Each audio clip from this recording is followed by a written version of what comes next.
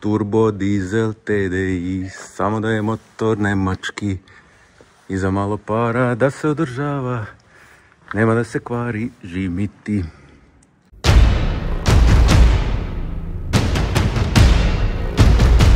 Dieses Mal vielleicht der bekannteste Deutsche bei der Vorstellung. Deutschfahrer, willkommen bei HD Agro. Vidjeli smo onim prethodnim videima, tu gdje sam snimao sajam u Budimpešti, da onako danas traktori se grupišu u nekoliko grupa. Deutschfahrer sigurno pripada onoj grupi zapadnih traktora gdje su još prisutni Sejm, Harliman ili Hurliman, pa Lamborghini, čak i novi Zetori imaju Deutschfahrer motore. I ne da je deo te grupe, nego je nekako na neki način predvodnik. Tako da, hajde vidimo u ovom videu zašto je ovaj traktor predvodnik zapadnjačkih traktora.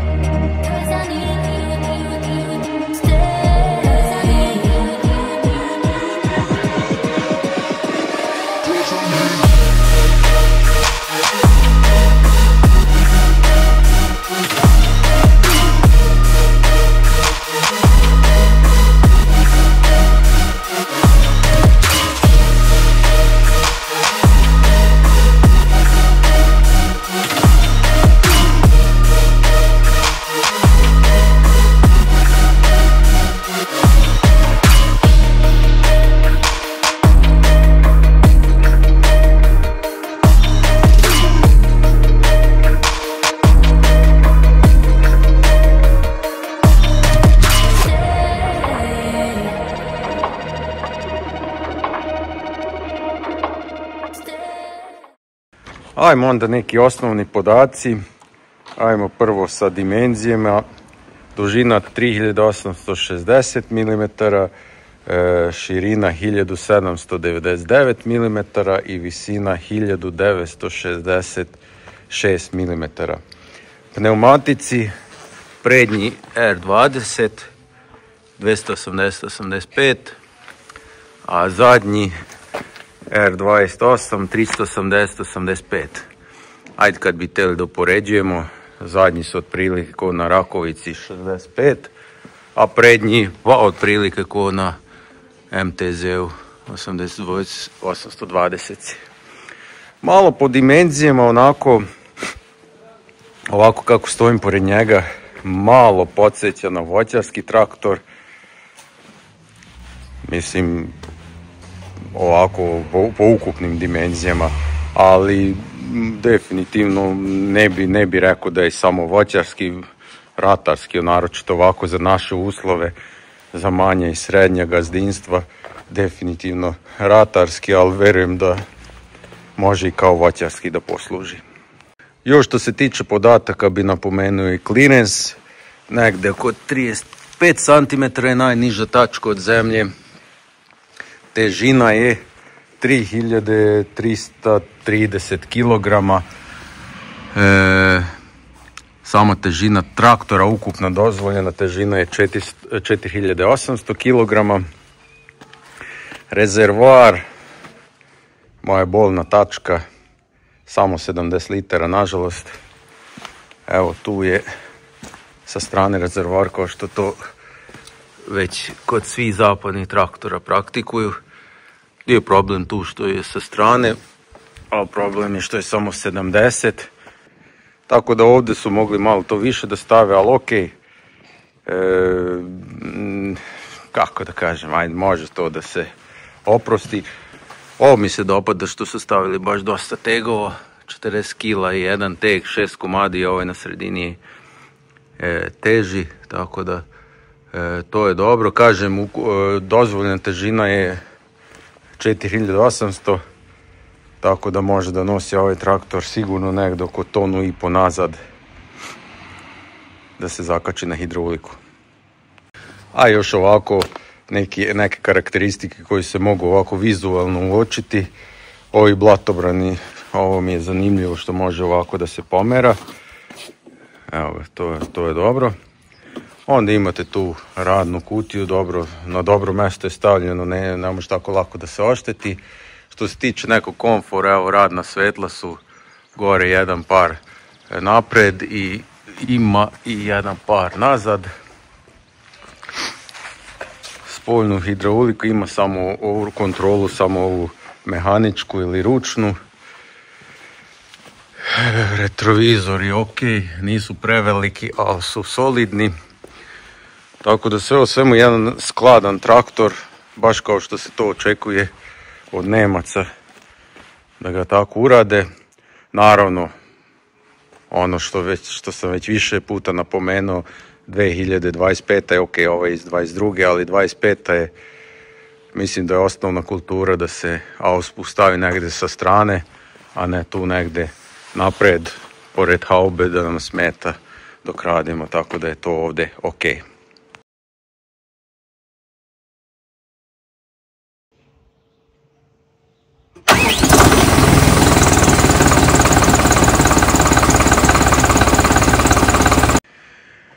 Motor je SDF 1000.3 WTI, Stage 3 ili verovatno je to neki Euro 3 norma, 3000 kubika i 3 cilindara.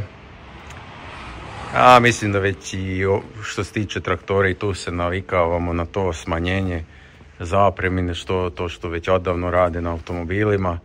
Teško da danas možete naći traktor ove kategorije koji ima težinu kao IMT 577 i koji ima takav motor.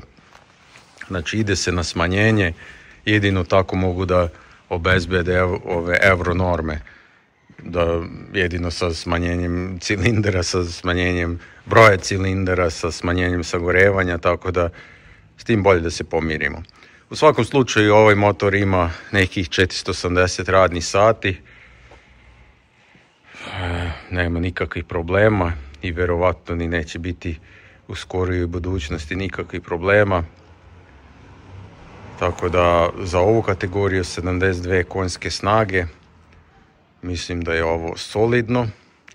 Pokazivao sam tamo isto na onom prethodnom videu da novi ovi MTZ-i za zapadno tržište od 130 konja imaju 3600 kubnih santimetara, onda ovdje 3000 je sasvim dovoljno. Ako tamo može 3600 u toj kategoriji, onda je ovdje 3000 sasvim dobro. Tako da 72 konjske snage i 265 Nm. To bi trebalo da bude dovoljno za ovaj traktor. Čisto još par scena o motoru. Evo, filter ulja, filter goriva, jedan drugi, alternator, kompresor klime, hladnjak za motor, hladnjak za turbinu, filter vazduha, evo turbina, stanlaser. Šta bi još tu mogu da vam pokažem, evo čisto da vidite ovako kako je to sve rešeno, kako je to sve upakovano. Solidno se snalaze sa mestom, s obzirom šta se ovdje ima dodatno upoređujući sa tim starijim traktorima. Dobro je to sve spakovano i na malo mesto. Naročito kod Dajcfara hauba ide onako na dole, tako da ne zauzima ništa puno mesta. Kažem, sve se kopira kao što se radi na automobilima. To prati i traktori, samo posle nekoliko godina ili možda 10-15 godina nakon toga i traktori kreću sa tim tendencijama.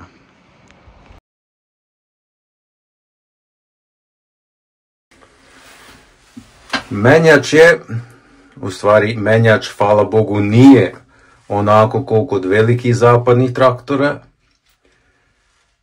Tako da prilično je jednostavno.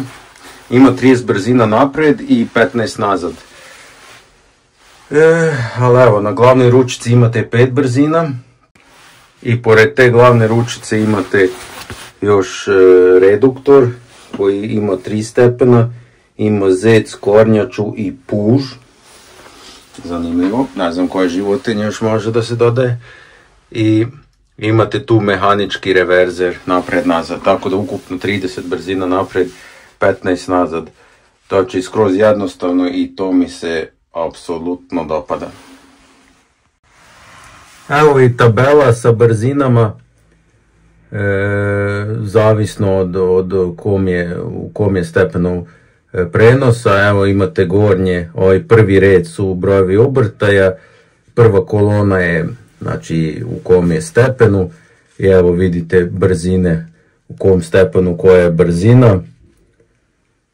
I ovdje PTO imate i kardan sa koliko brzina se obrće u kojim uslovima. Tako da vidite minimalna brzina puž 0,15 km/h, a maksimalna brzina je zec u petoj brzini 38,24 km/h. Naravno, ako su fabrički pneumatici na traktoru zadnji.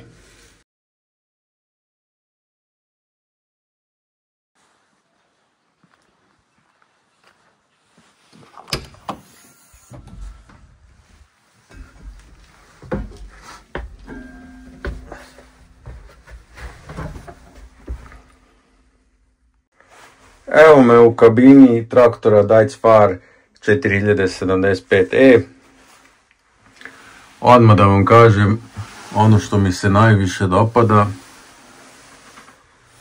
to je jednostavnost. Jednom su mi pokazali šta je šta i sve sam zapamtio, 99%. Možda, evo ovo naranđasto dugme, ali mislim da su to grejači. Ovo ostalo, sve sam zapamtio, tako da ajmo redom, onda krećemo odavde. Tu dole imate kontrolu za hidrauliku, za hidraulične poluge. Ovdje imate ručni gas, ovdje imate poluge za hidraulične izvode nazad, dva para ima, žuti i crveni, i to kontroliše, s ovim ručkama se to kontroliše. Ovo mi dugme za zadatu visinu poluga nazad, znači zadajte mu pozicije i onda s ovim pritiskom na ovo dugme spusti ili digne odmah iz prve. Idemo dalje, ajde ovdje dole, blokada diferencijala, papučice, gas, kočnica i kvačilo. Ajmo, kontrolna tabla. Tu je sat za gorivo, za broj obrtaja i za temperaturu ulja u motoru. Ovo sam rekao da je reverzer, mehanički reverzer, dugme za uključivanje svih žmigavaca odjednom, kontakt ključ, ručka za svetla, žmigavce i sirenu. Idemo onda dalje, sedište, evo jedno malo sedište, ali može da posluži u svakom slučaju.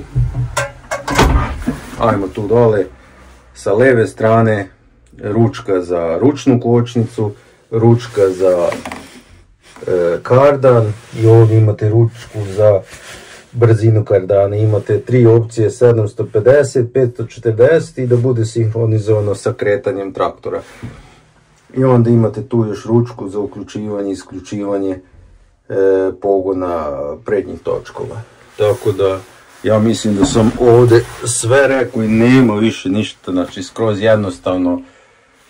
Mene ovo oduševljava, pošto je ovo moj svet i što se tiče kapaciteta traktora i što se tiče cene traktora i što se tiče, kako da kažem, neke jednostavnosti.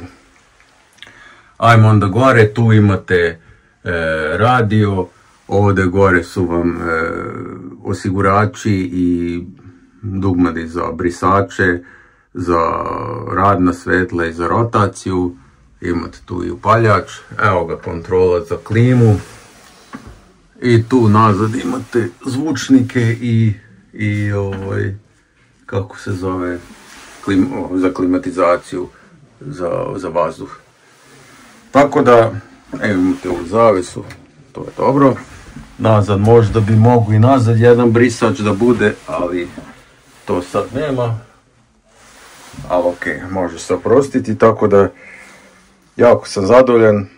Inače vidjeli ste kako sam ušao u traktor, lako se ulazi, ima mjesta, ravan pod, nema to je sve, vidi se da je njemački traktor, znači nema nekih, kako da kažem, gluposti što nerviraju korisnika prilikom svakog ulaska i korišćenja traktora. Evo može i sa druge strane, evo vidite kako ima mjesto ladno da se uđe i izađe, i sa druge strane ima i stepenice i sa druge strane, tako da skroz je to dobro urađeno.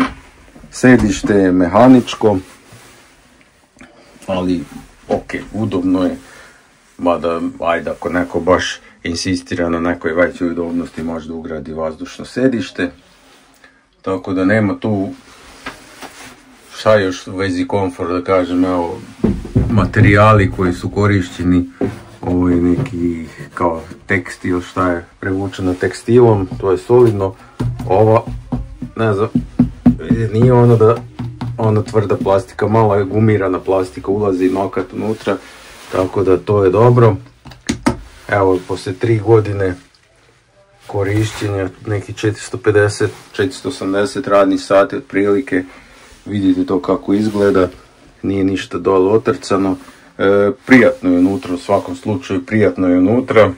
Možda će neki reći, ali ovo je turski traktor, pa nije turski traktor, nego Deutz-Fahr sklapa traktore u Turskoj.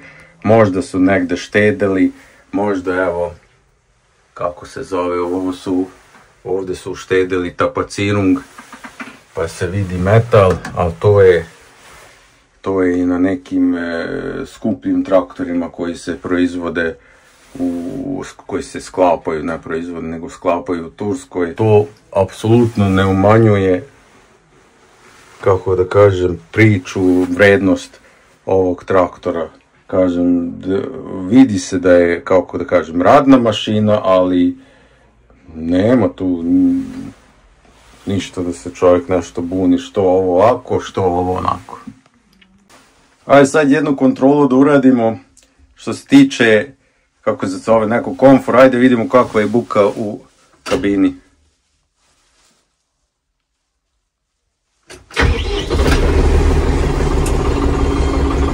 Evo, upalili smo, samo da smanjimo muziku. Evo ga buka u traktoru.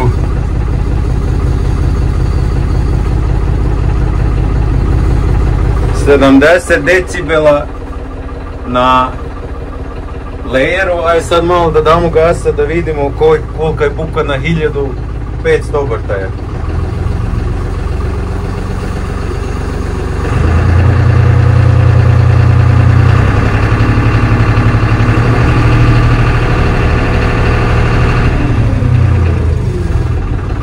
Znači 80 decibela. Evo čisto za uporedbu da vidimo, da vam pokažem IMT.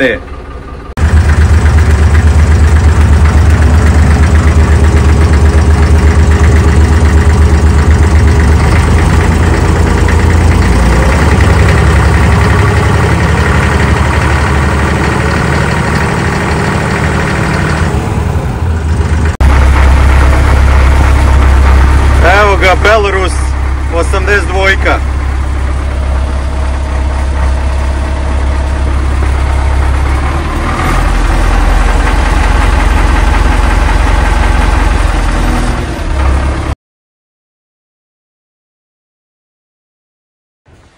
Što se tiče eksploatacije, već sam napomenuo par stvari.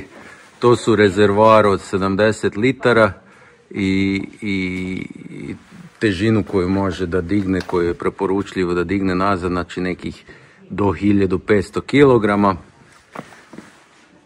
72 konjske snage, znači što se tiče oranja, dvobrazdi plug od 14 coli, to je njegova mera da se ide nekih 25 cm dubine. I to je to. Ovo ostalo, šta znam, prikolice, 2 petotonke do vrha napunjene, možda jedno od 6 tona, jedno od 5 tona, aj recimo tako neku kombinaciju da uradite. Setvo spremač, 3,5 metara, 3, ajde, 3,5, ajde recimo 3,5 metara, isto za pripremi za drljače, što se drljače tiče, to možda uradi. Tanjiraču, vučenu tanjiraču ne može, za to treba preko 80 konja, to se ja mučim sa mojim Rusem. I šta znam, isto možda se zaboravi sad tu nešto, neki teži radovi kao podrivanje ili gruberisanje, to ne može s ovim traktorom. Isto za gruber vam treba minimum 80 konja, za taj gruber od 2,1 metar. Tako da to su neke mogućnosti ovog traktora.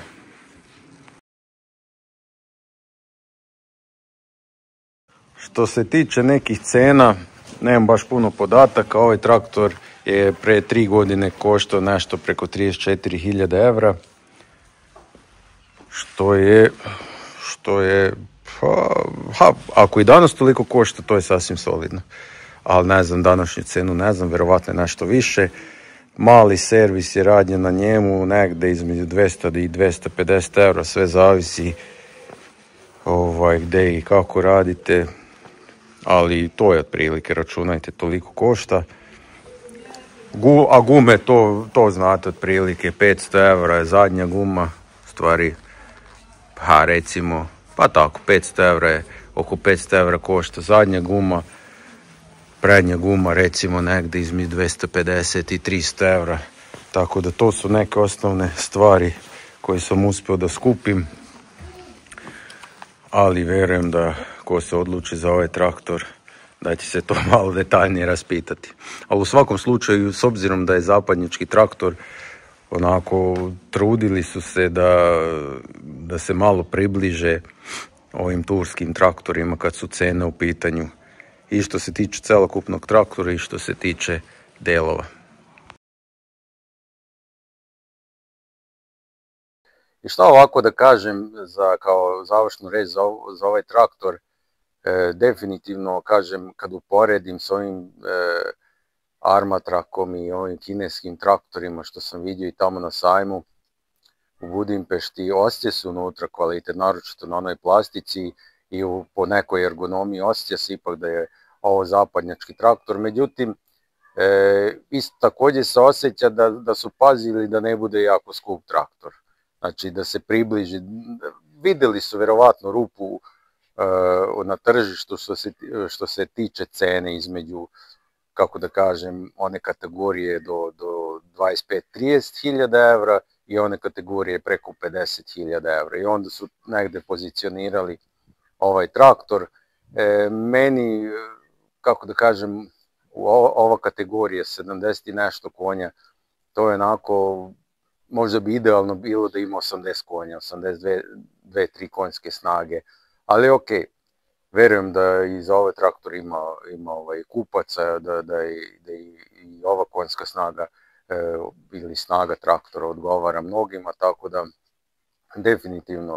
definitivno treba obratiti pažnju na ovaj deo Deutz-Fahra gde prave traktor onako da se osjeća da je kvalitetniji od turskih i kineskih, ali također da ne bude da ode ceo život na otplaćivanje ove mašine. Tako da vidimo se kod sljedećeg predstavljanja. Pozdrav!